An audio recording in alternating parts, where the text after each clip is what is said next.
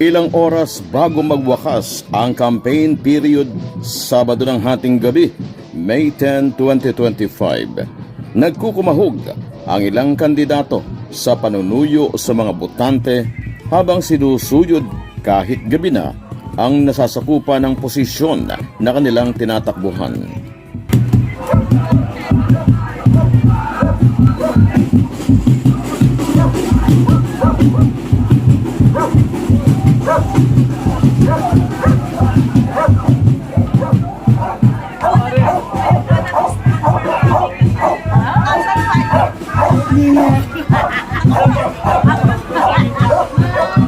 Kabilang dito si former Congressman Vincent Bingbong Crisologo, aspirante sa pagkakongresista sa Quezon City, na aminadong hindi pa niya nalilibot ang kabuuan ng 38 barangay na bumubuo ng QC First District.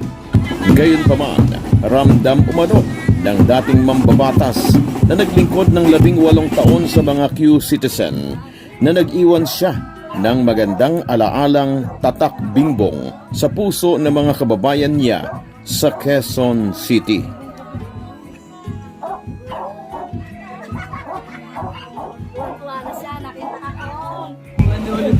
Opo.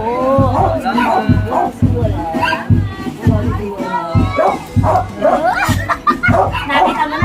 Kung tayo ipapalarin, makakakita na naman sila ng congressman na bumababa. Makakakita na naman sila ng congressman na mga kakwentuhan nila. Makakakita na naman sila ng congressman na nakikiramay, bumababa, pagka namatayan, nakikipag-usap.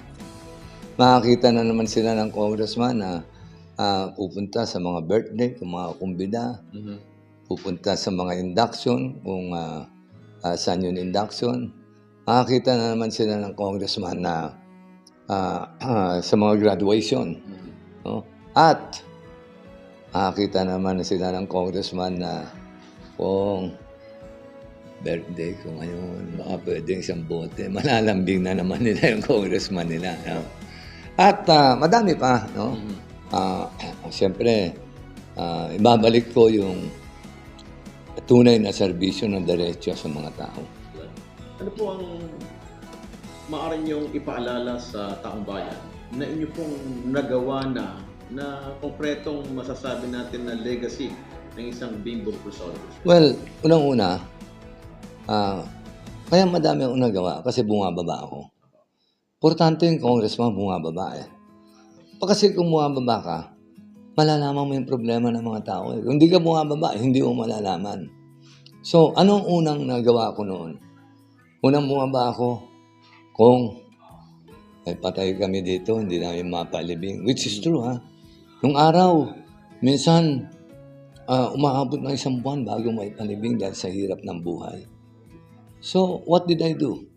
Kumuha ko ng 8 punerarya, tinawag kong DSWD, tinawag kong COA, pumayag naman sila.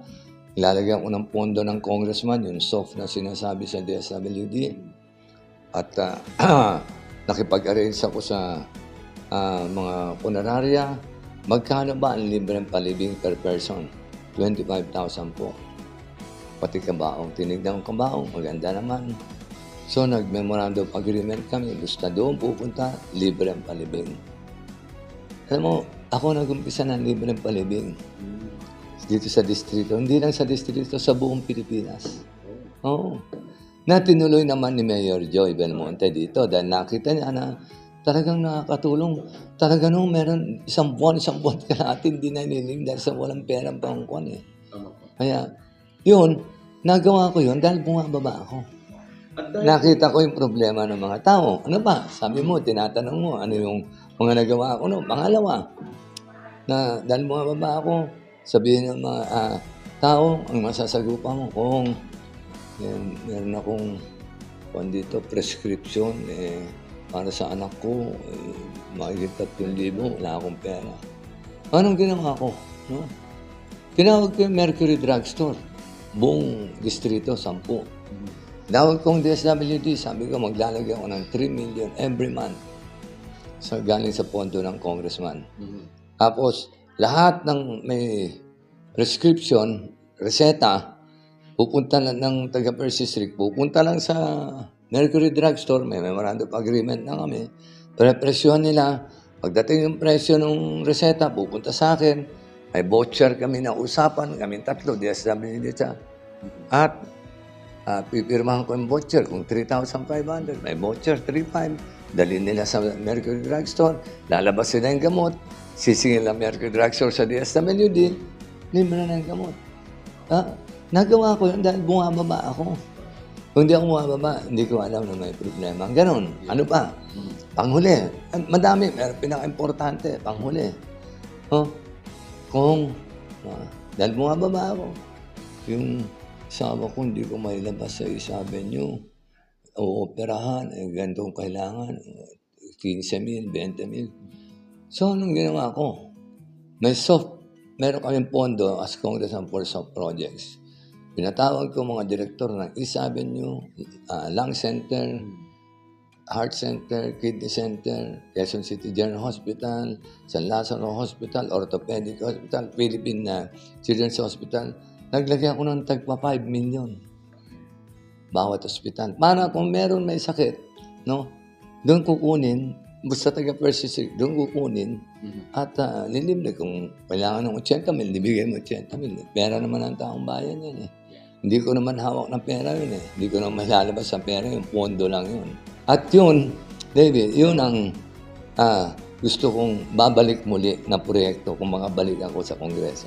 Lahat ng tao dito, 95% ng mga tao dito sa Mercy Street, may kwentong krisologo. Yung bang, may pinagsamahan kami kahit paano. Kung di man sila, nanay nila, tatay nila, anak nila, kapatid nila, kamag-anak nila, kapitbahay nila. In one way or the other, maaaring napag-graduate ko yung anak nila, maaaring nailabas ko sa ospital yung kapatid niya. So, yun ang edge ko lang. Ngayon, siyempre, ang dami nilang pera, natatakpan. Yung mga patawag, yung mga payout nila na galing sa AKAP, galing sa AIX na hindi naman masama, pero hindi dapat utang na loob ng mga tao doon sa politiko na nagbibigay. Alam mo nung panahon ko, David, kunyari, meron may sakit, kailangan ng gamot, pupunta sa akin. Hindi ko tinatanong, ikaw ba bumoto sa akin o hindi? Pagka hindi bumoto sa akin, hindi ko bibigay, hindi. Hindi ko tinatanong, basta lumapit sa akin, constituent ko, bibigyan ko. Eh dito ngayon, hindi eh. Pagka alam nilang krisologo ka, out ka na sa payout. Dahil nga po sa hindi natupad po ang mga pangako, kanina pinag-uusapan po natin yung constituents. How about the government official, the barangay captains, barangay personnel na nakikita po yung nangyayari po sa mga sir? Well, madami na. Actually, mga kagawad, ang dami nang tumawid sa akin. No? Open, tumatawid ang dineklara. Mga iba, nagsasabi sa akin, pero hindi sila deklarado dahil sayang raw yung monthly nila. Meron silang weekly at monthly na natatanggap. No? Kaya ako tumakbo kasi pumunta sa akin ng mga tao dito sa bahay. Alam mo, retired na dapat ako, David. Sarap ng buhay ng retired. Anytime, at anong oras, wala kang problema, walang commitment sa mga tao. Ayaw ko na sana bumalik sa politika, pero pumunta sila sa akin. Wala raw silang maramdaman, wala raw silang congressman, wala raw proyekto na nakikita. Hindi ko naman pwedeng talikuran yung mga taong nagmahal sa akin. Gusto nilang bumalik ako. Kaya sige, sabi ko, malaking sakripisyo to. Sakripisyo dahil bilo mo, 77 ka na. Nakakampanya ka pang init-init. So, Hanggang gabi nga po. oo, hanggang gabi, hapon, tanghali.